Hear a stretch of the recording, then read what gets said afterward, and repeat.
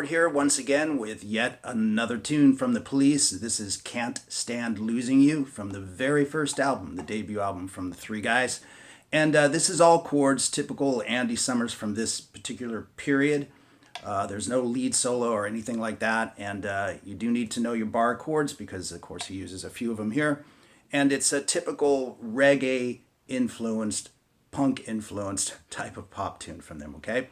And as a quick note, I have a very clean tone going with a pretty healthy dose of chorusing. No delay yet or anything like that, just a pinch of verb or whatever. And we've got some simple chords out the gate. We've got a D minor to start off with and a G minor played like so. So these are sort of real reggae-based chords, just right across the first three strings. So again, we have the D minor, and then we have the G minor. And as a note, we'll eventually have A minor as well. So it starts off with Andy playing very staccato chords between the D minor and the G minor on the 2 and the 4. 1, 3, 1, 2, 3, 4. So you want some pretty tight muting back here after you hit the chord. Just stop it with the side of your hand, what is often called palm muting, but really just resting the side of your hand down on the strings to make it ultra tight.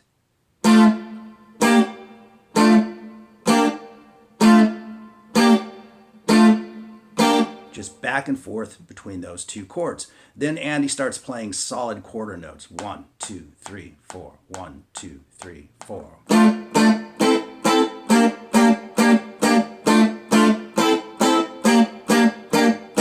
So it's 2 on the D minor, 1, 2, 1, 2, 3, 4 on the A minor, 3, 4, and then 1, 2, 3, 4. So 2 strokes on the D minor, 2 strokes on the A minor, and 4 strokes on the G minor, okay? And you're going to play that 4 times, but on the 4th time, Andy only plays 3 strokes on that D minor. So in other words, the full verse is like this.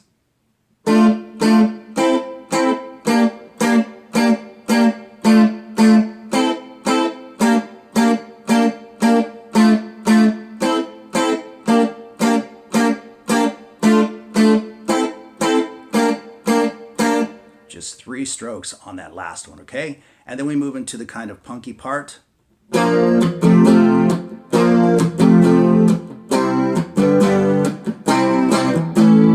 Before we hit the chorus. So this is sort of a pre-chorus, if you will. So we've got a B flat bar chord, always a bugger for a lot of people I know if you haven't played this type of bar chord very much. But we want to downstroke that 1 time. And then in full F bar chord, downstroke it twice. So we have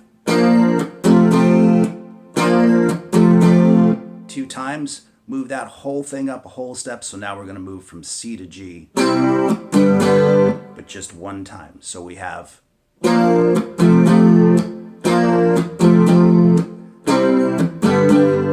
then we're going to play. So that's a C again, and it's just 1, 2, A major bar chord, exactly like the other 2. So that is 1, 2, 3, 4. Right? So that would be the pre-chorus, what I'm calling the pre-chorus.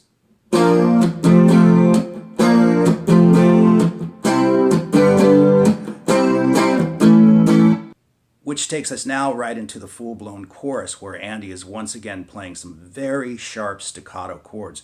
But this time with full 6-string chords. We have a B flat major, we have a G minor, and we have an A minor. And he's playing solid quarter notes. 1, 2, 3, 4.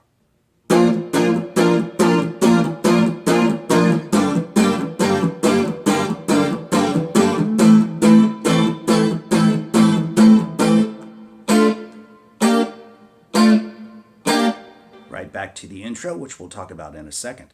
So again, we've got B flat, and what you want to do with these chords is you want to pop on and off the chord. Think of the pressure being applied to the chord as the pick is going down. That's the best way to look at it.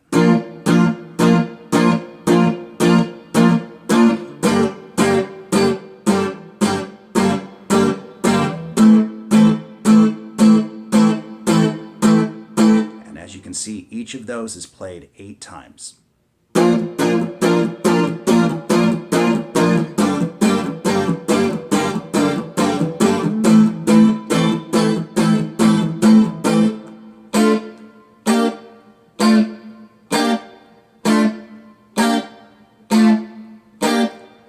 Now, when they come back to the D minor and the G minor, like they played out the gate, they play it 8 times instead of 4. And then they just travel through the song as they did before, entering the chorus, and then the chorus will be played twice.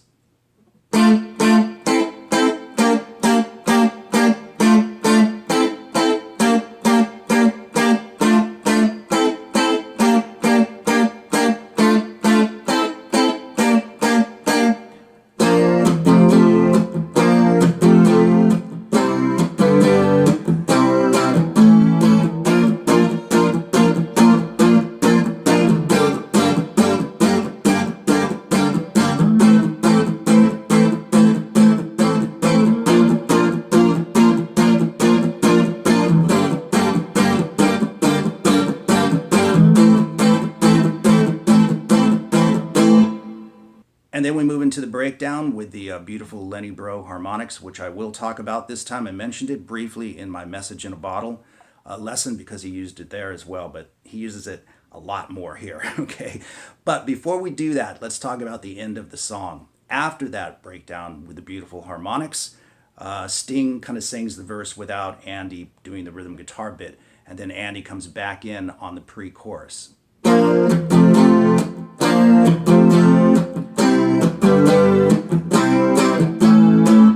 They do the chorus out, but it's interesting what they do with the chorus. They play it twice, just like I did previously, and then they alter the chord progression. So the chord progression is B flat, G minor, A minor, and then they repeat that.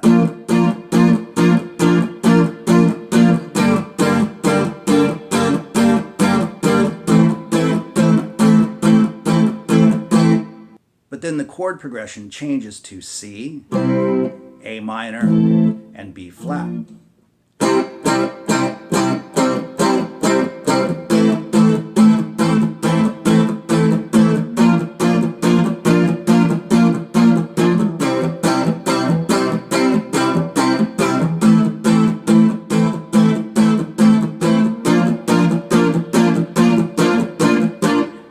Revert back one more time before they finally end it. And you kind of hear this on the fade out.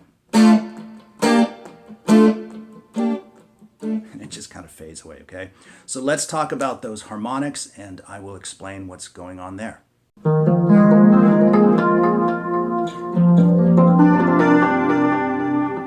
Now, I have to admit to being a bit rusty on these.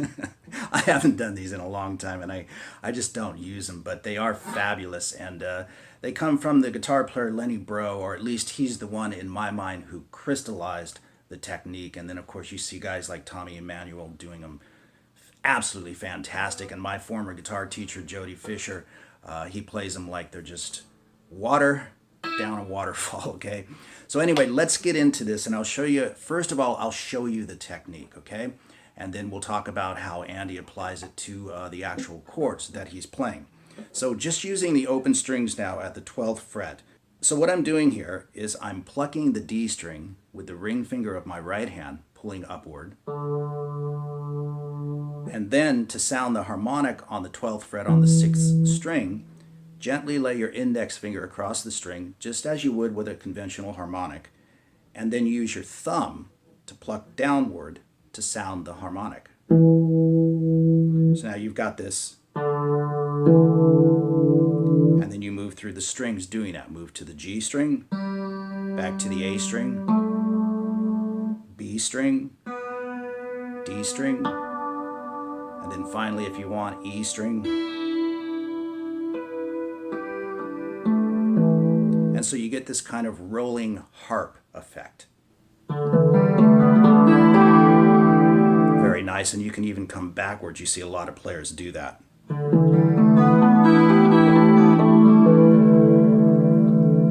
And that is the technique that Andy Summers is using to do this. And if you pull up some live video of the Police, you'll see him doing exactly that. You see his hand over here doing this funny business, right? And that's what he's doing. Now, you can apply it to any chord that you happen to be playing. For instance, if I played a C major 7th chord, and I can visualize it up here, then I can use that technique. play the chord via harmonics, okay? So let's talk about what Andy Summers does on this. He's barring straight across the first fret, okay, on all 6 strings, and he will eventually lay his pinky down, or your ring finger, whichever you prefer, to the 3rd fret on the D string, okay? So he takes that technique that we're talking about, and he plays this. So you can see I played the exact same technique we just talked about, but not across all 6 strings. Then the last 2 notes, he plucks out the 13th fret on the G string, okay, because he's at the 1st fret down here. And then he lays his pinky down and plucks out a harmonic on the D string. So you want to move your right hand to the 15th fret. So again, you're copying up here what you're playing down there.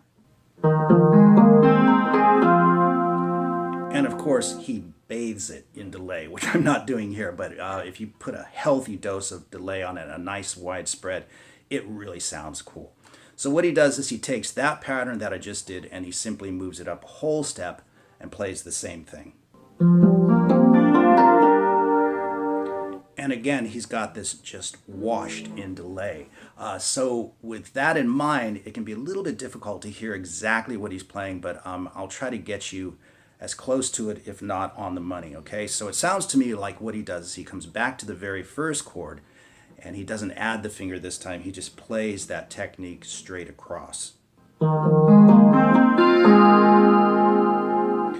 And then he takes it up a whole step, and I hear an interesting harmonic note at the end of this pattern. And